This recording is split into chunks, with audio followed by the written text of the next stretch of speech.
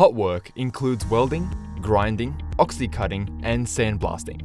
Hot work is a high-risk activity that must only be undertaken by a trained and authorized person.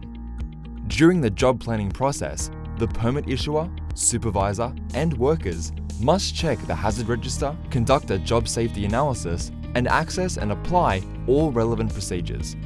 Before starting work, inspect the work area and remove flammable materials such as paint, oil, rags, and wood to a safe location. Make sure that spare gas cylinders are secured in an upright position away from any ignition sources.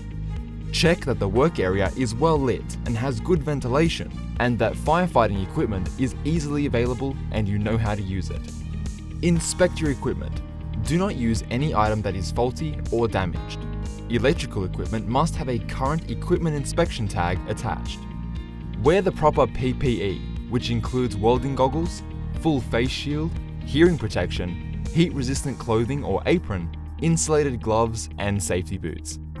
If a spotter is required, they must be positioned in a safe location where they can observe the work. Spotters must also wear the appropriate PPE.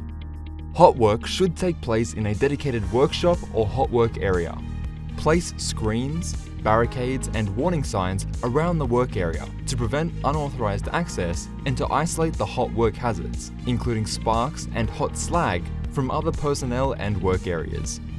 After the hot work is done, maintain a fire watch for at least 20 minutes.